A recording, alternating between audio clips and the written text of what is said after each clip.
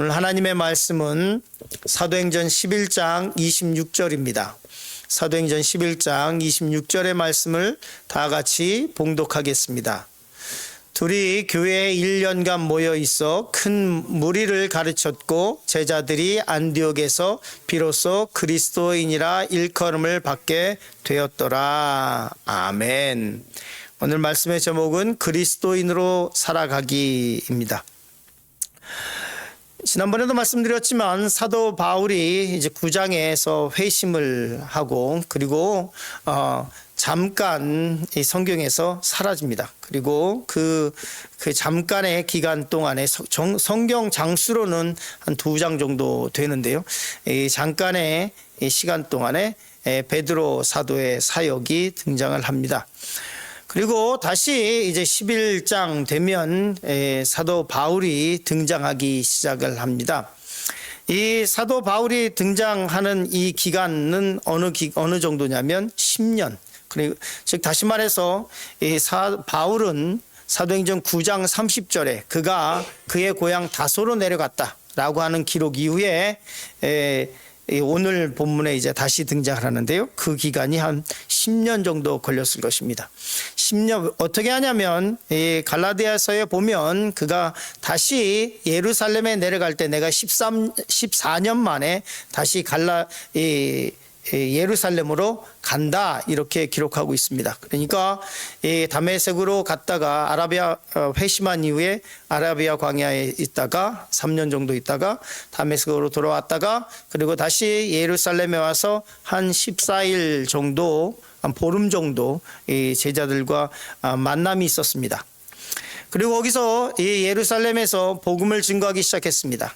그리고 그때 큰 핍박을 받게 돼서 바구니에 광주리에 몸을 싣고 이제 성 바깥으로 내려오게 되죠.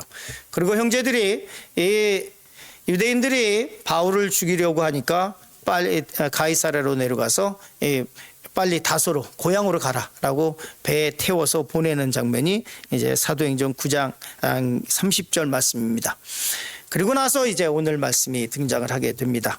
오늘 말씀 보면 첫 번째로 안디옥으로 파송받은 바나바에 대해서 말씀을 나누려고 합니다. 사도행전 11장 19절 보면 이렇게 말씀하고 있습니다.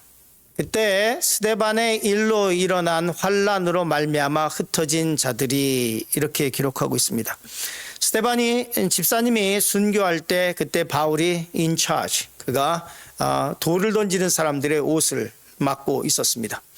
그 일로 인해서 스데반의 일로 인해서 일어난 환란으로 말미암아 흩어진 자들 그래서 이 일로 인해서 예루살렘 교회가 다 흩어지게 됩니다. 사람의 생각은 어떤지 모르지만 하나님께서는 계획을 갖고 계셨던 것 같습니다. 분명히 성령이 너에게 임하시면 너희가 예루살렘과 온 유대와 사마리아와 땅끝까지 이르러 복음을 증거하라고 말씀하셨는데 예루살렘에서 그리스도인들이 너무나 행복했습니다. 먹을 것이 서로 공유하면서 먹을 것을 먹고 은혜를 받고 그러니 거기 안주하려고 했습니다. 여기가 좋사오니 이러고 있을 때 하나님께서 이 예루살렘 교회를 다 흩으셨죠.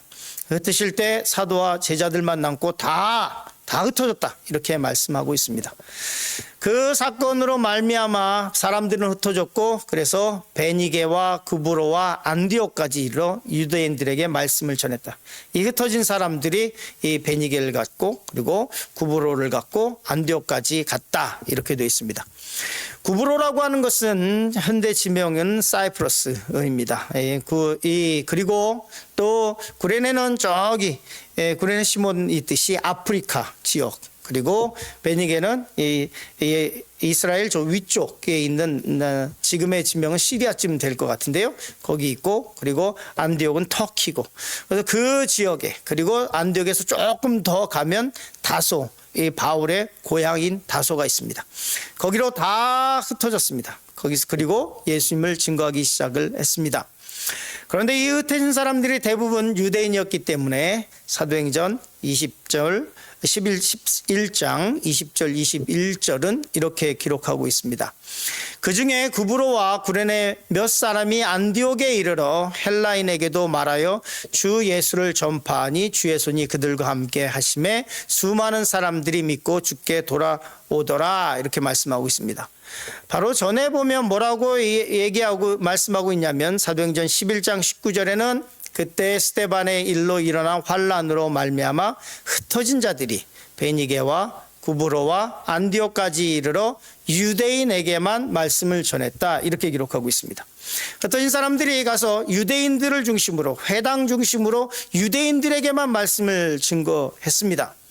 그런데 말씀을 보면 그 중에 구브로와 구레네 몇 사람이 안디옥에 이르러서 누구에게 말씀을 증거하고 있냐면 헬라인에게도 말하여 주 예수를 전파하니 주의 손이 그들과 함께 하심에 수많은 사람들이 믿고 주께 돌아오더라. 안디옥 교회에 헬라인들이 들어오기 시작했습니다. 수많은 이방인들이 들어오기 시작을 했습니다. 이 소식이 예루살렘 교회까지 들어가게 됐습니다. 사도행전 11장 22절에 예루살렘 교회가 이 사람들의 소문을 듣고 바나바를 안디옥까지 보내니, 이렇게 말씀하고 있습니다. 예루살렘에 있는 사도와 제자들이 안디옥에서 수많은 유대인도 아니고 헬라인들이, 이방인들이 복음을 들었다는 얘기를 듣게 됐습니다. 그래서 이 사도들이 결정한 것은 뭐냐면 이 바나바를 안디옥에 보내는 것입니다. 그래서 최초의 선교사가, 신약시대 최초의 선교사가 누구냐, 이것에 대해서 바울이 아니라 바나바라고 주장하는 사람들이 있습니다. 최초라고 하는 말을 쓰자면 아마 바나바일 가능성이 있습니다. 왜냐하면 예루살렘에서 파송받아서 지금 안디옥으로 가서 가르치게 되고 있으니까요. 구약시대의 선교사가 누구냐? 요나입니다. 요나는 니느웨로 가서 이 요나서 전체는 유대인을 위한 복음이 아니라 그 아시리아 수도 니느웨 사람들을 위한 말씀이었죠. 그래서 바나바가 안디옥에 가게 됐습니다. 그래서 안디옥에 가서 열심히 가르치게 됩니다. 선교 사역을 시작을 하게 됩니다. 두 번째로 바울과 바나바의 동역에 대해서 잠시 말씀을 나누려고 합니다. 사도행전 11장 24절 26절에 굉장히 중요한 말씀이 기록되어 있습니다. 같이 한 목소리 읽었으면 좋겠습니다. 바나바는 착한 사람이요 성령과 믿음이 충만한 사람이라. 이에 큰 무리가 주께 더하여 지더라. 바나바가 사울을 찾으러 다소에 가서 만남에 안디옥에 데리고 와서, 이렇게 기록하고 있습니다. 바나바가 열심을 다해서 그 안디옥 지역에 선교를 하고 있었습니다. 그런데 성경에 기록하기를 유일하게 착한 사람으로 기록되어 있는 사람이 누구냐면 바나바입니다. 그는 착한 사람이었습니다. 바울의 회심을 믿어줬던 사람이고, 바울이 회심했다라고 하는 얘기를 제자들이 들었을 때 제자들은 바울을 믿지 않았습니다. 그때 바울을 제자들에게 소개했던 사람도 바나바였고, 아나니와 삽비라 사건 바로 직전에 자기의 밭을 팔아서 가난한 사람들을 돕기 위해서 교회에 헌금했던 사람도 바나바였습니다. 바울이 본격적으로 사역을 하기 시작하기 전까지 초대교회에서 바나바의 위치는 굉장히 중요했습니다. 그는 제자는 아니었지만 정말로 열심을 다해서 이 사역을 했었던 사람입니다. 바나바가 착한 사람이고 성령과 믿음이 충만한 사람이었습니다. 이제 후에 보면 1차 전도 여행 이후에 바울과 바나바가 다투는 장면이 나오죠. 이 착했던 사람이 바울과 다투게 됩니다. 그런데 이에 큰 무리가 주께 더하여 지더니 바나바가 수많은 사람들이, 더 많은 사람들이 와서 이 교회가 부흥하니까 결단을 하나를 하게 됩니다. 그게 뭐냐면 바나바가 사울을 찾으러 다소에 갔다. 그동안 시간은 한 10년 정도 걸렸다고 말씀드렸습니다. 바울이 10년 동안 고향의 낙행에서 노바디의 삶을 삽니다. 유대인들에게는 변절자였고, 그리고 그리스도인들에게는 저 사람 뭐 하는 사람이냐, 저 사람을 믿지 않았습니다. 그의 회심을 믿지 않았습니다. 그리고 이 그리스도인들에게는 아직도 이 바울은 박해자의 낙인이 찍혀 있었습니다. 10년 동안 진짜 아무것도 아닌 누구도 알아주지도 않는 그 삶을 살고 있는 이 바울을 찾아간 사람이 누구냐면 바나바입니다. 왜냐하면 바나바가 안디옥에서 사역할 때 보니까 자기의 이 역량을 지금 초과하고 있는 거예요. 이 안디옥에서 꼭 필요한 사람이 있는데 그 사람이 누구냐면 바울인 거예요. 그래서 그 안디옥에서 이 멀리 다소까지 가서 이 바나바를 데리고 바울을 데리고 안디옥까지 왔습니다. 먼 길입니다. 그래서 성경 보면 그의 행적들이 이제 사진들에서도 나오게 되죠. 바나바가 바울을 믿었던 것이 그가 단순히 착한 사람이기 때문만은 아니었습니다. 첫 번째로 바나바는 바울의 회심을 굳게 믿었습니다. 다른 사람은 믿지 않았습니다. 제자들조차도 바울의 회심을 믿지 않았습니다. 그런데 바나바는 바울의 회심만 믿었던 것이 아닙니다. 바나바는 바울의 소명, 그의 컬링을 믿었습니다. 즉 다시 말해서 성경에서 오늘 본문에 말씀하고 있지만 안디옥 교회에 헬라인들이 들어오기 시작했습니다.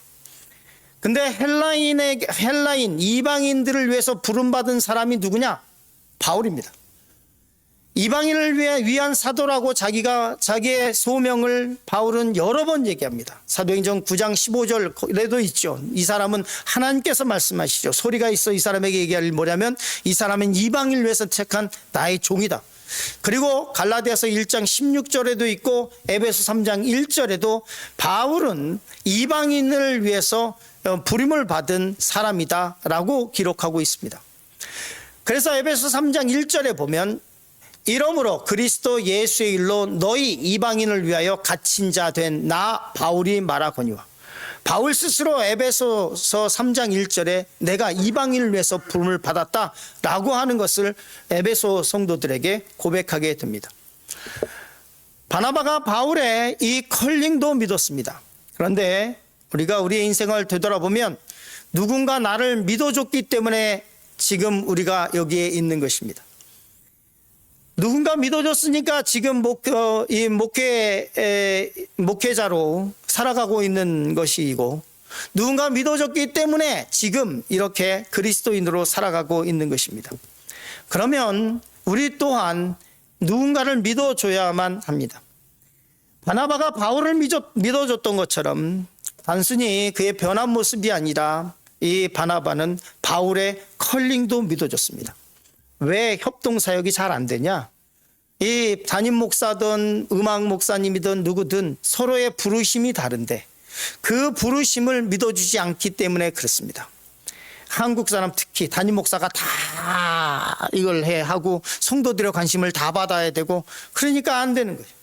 그러니까 내보내게 되고 싸우게 되고 협동 목회가 잘 안 되는 거예요. 그런데 바나바는 바울을 믿어줄 때 그의 회심, 과거가 아니라 그의 변한 모습과 그의 컬링도 믿어줬다고 하는 것을 기억하면서 우리 또한 다른 사람을 믿어주고 그 사람이 온전히 서갈 수 있도록 변화된 삶으로 그리스도인으로서 살아갈 수 있도록 믿어줘야 한다는 사실을 잃어버려서는 안 될 것입니다. 세 번째로 안디옥 교회의 성숙에 대해서 말씀을 잠시 나누려고 합니다.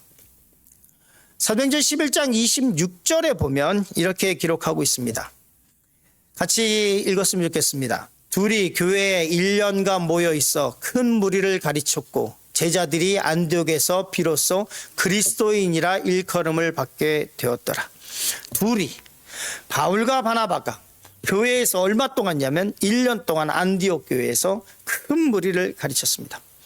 바나바는 바나바의 사역을, 바울은 바울의 사역을, 서로의 컬링을 인정하면서 바울이 10년 동안 묵혀 있었던, 10년 동안 푹 썩어 있었던 바울이 그 안에서 자기의 신앙이 새롭게 됐고 그동안에 자기가 믿어왔던 그 율법과 그리고 그 구약에 있었던 그 모든 것들에 대해서 그걸 다 내려놓고 힘을 쫙 빼고 그리고 다시 사역이 시작될 때 얼마나 열심으로 다해서 사역을 시작했겠습니까?